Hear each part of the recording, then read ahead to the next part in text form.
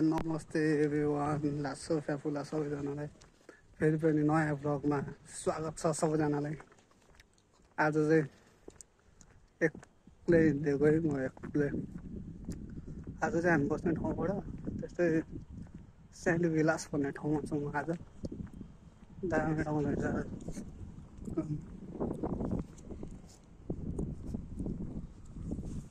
यहाँबाट हो त्यहाँ समुद्र निस्किन्छ, त्यता जान्छु, एकछिन बस्छु, चिसो चिसो चिप्स के छ खान्छु बस्छु। अनि आज चाहिँ म एक्लै है, दाइको काम छ,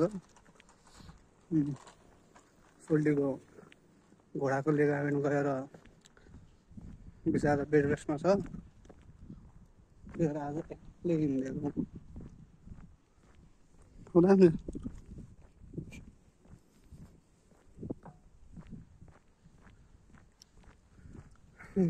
कति म 3:15-3:20 हिँडेको उताबाट यहाँ भर्खर कति बज्यो खै 5 बजी सुत्दै रहेछ। 3, 4, 5 2 घन्टा लाग्यो। बिस्तारै हिँड्दै हिँड्दै आएको, त्यही हो 2 घन्टा लाग्यो। मेन रोड आयो, त्यो छेउछेउ आएको भए चाहिँ 1.5 घन्टामा आइपुग्थ्यो होला म। ठाउँ चाहिँ दामी छ, अति दामी छ। अब सिजनको बेला यो ठाउँ यति प्याक हुन्छ। अब सिजन होइन, गर्मी महिना सुरु भयो केटा, गर्मी महिना सुरु भइसक्यो।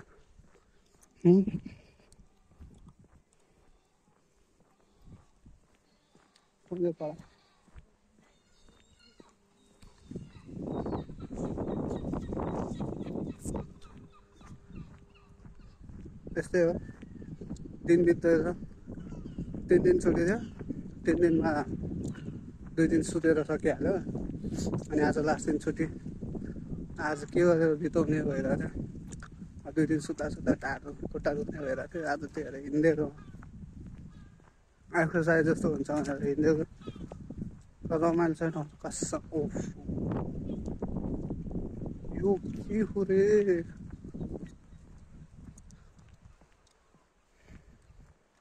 समुद्र छेउ बस्यो, यही फाइदा हो, बेफाइदा होइन नि। फाइदा चाहिँ अर्को पालि आइछु भने चाहिँ त्यो पार त्यहाँसम्म जान्छु म।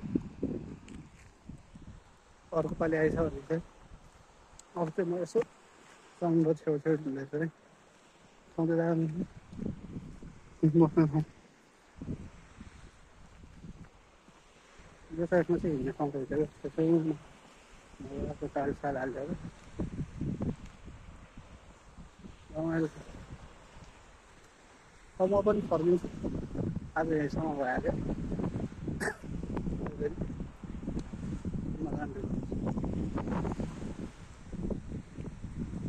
बिस्तारै तपाईँहरू देख्नुहुन्छ।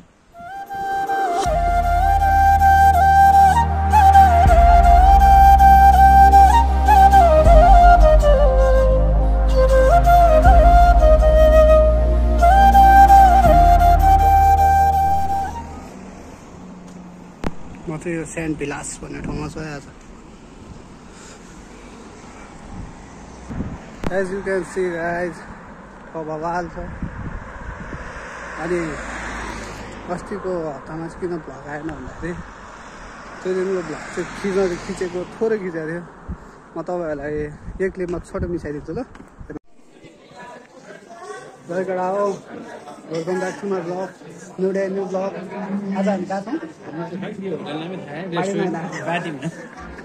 ल आज चाहिँ हामी पार्टीमा छौँ। यो चाहिँ अब कम्पनीको पार्टी हो, त्यही भएर यसो आएर खानपिन हुँदैछ। हेरौँ है,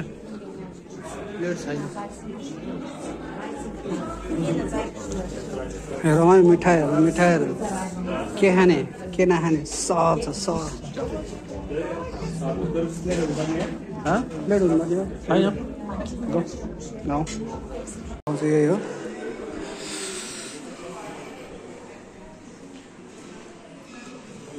त्यहाँभित्र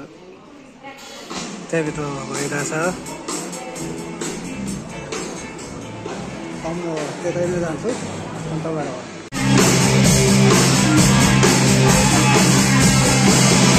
Oh,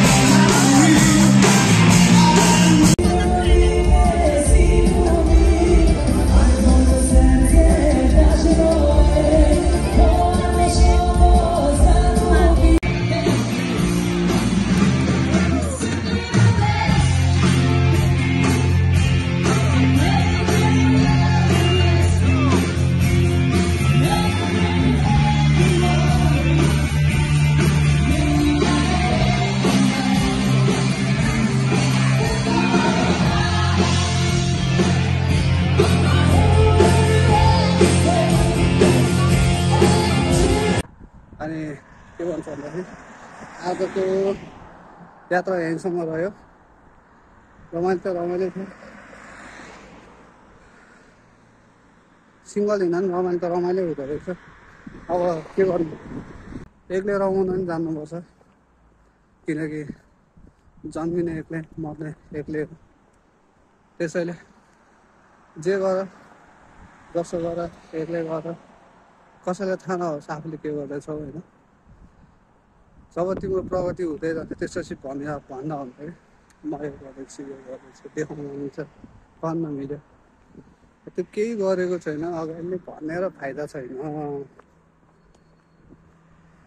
केटाहरू धेरै साथीभाइ भनेर बस्छ नि, साथीभाइ पनि धेरै होइन कि, एक दुईजना भनौँ, मिल्ने भनौँ, बुझ्ने भनौँ, धेरै बनाएर नि के फाइदा। काण्ड मात्र आइरहेको छ नेपालमा पनि।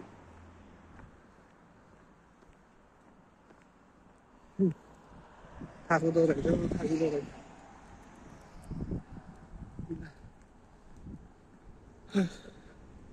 त्यति हो। अनि आजको डेस्टिनेसन पुगेर म फेरि फर्किसकेको छु। ठाउँ चाहिँ दामी छ। मेन रोड हिँड्नु भन्दा नि भित्रभित्र हिँडेको धेरै राम्रो छ। भित्रभित्र ठाउँ दामी छ। सो म चाहिँ घर फर्किँदैछु है। हेरिसक्नु भयो होला तपाईँहरूले अस्ति पार्टीको क्लिप, धेरै बनाउनु पाएन, थोरबार बनाएँ। त्यही बसेर खान थालिहाल्यो, धेरै बनाउन पनि पाएन। त्यस रमाइलो छ त्यो पनि।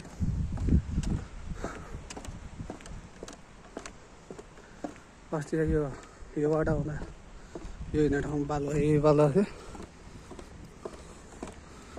अहिले बालो हटाइदिएछ। चाहिँ दामी बनाएको छ ठाउँ। अनि यहाँ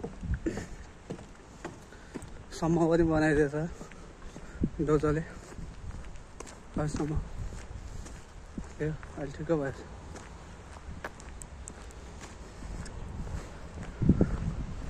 आज दिन यसै बित्यो।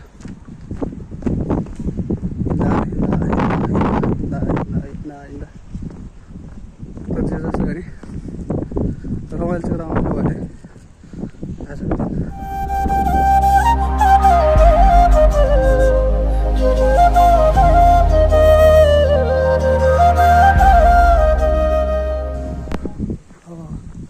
धेरै छैन, यहाँबाट 20 मिनटमा आधी घन्टामा रुम पुग्छ। म त्यहाँ यो रेस्टुरेन्ट दामी बना छ, हवाई स्टाइल।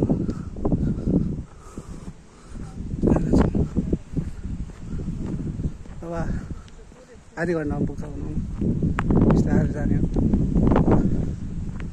तरकारी पकाइसक्यो केटा, अब जान्छ, फ्रेस हुन्छ, खाना खान्छ। त्यही आधी घन्टा 1 घन्टा मोबाइल चलाउने हो। त्यसपछि फेरि भोलिबाट काम सुरु, बिहानदेखि काम सुरु छ है। एउटा अनि यो होटेल दामी छ है, म तपाईँलाई यो होटेलको देखाइदिन्छु। यहाँ पछाडि के भन्नु, अगाडिको भाग हो, कडा छ ल है। यो होटेल रातको बेला चाहिँ दामी टल्किन्छ यो होटेल। अगाडिबाट कडा छ, अगाडिबाट दामी छ, म देखाइदिन्छु पाउने। यो एरियामा सबभन्दा राम्रो होटेल केही छ केही छ त के भन्नु, अरू पनि छ नि त छ, तर यो कडा छ अगाडि स्ट्याचुहरू माशाल्लाह।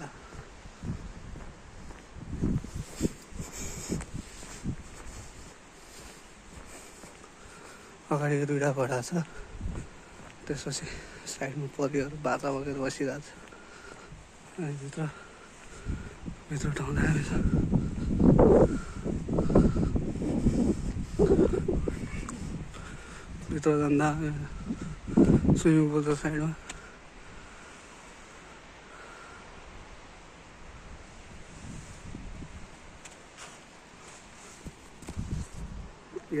दामी छ है ठाउँ। तपाईँको होटेल कडा छ। ल अब अन्तिमसम्म बसिदिनु भयो सबैजना धेरै धेरै धन्यवाद। अझै साथ र सपोर्ट देखाइदिनु होला। लाइक कमेन्ट सेयर सब्सक्राइब पनि गर्नु, बेल आइकन दबाइदिनु अनि साथीहरूलाई पनि सब्सक्राइब गर्नु लगाउनु। ल अहिलेलाई यति नै। एट द एन्ड आज दामी भयो।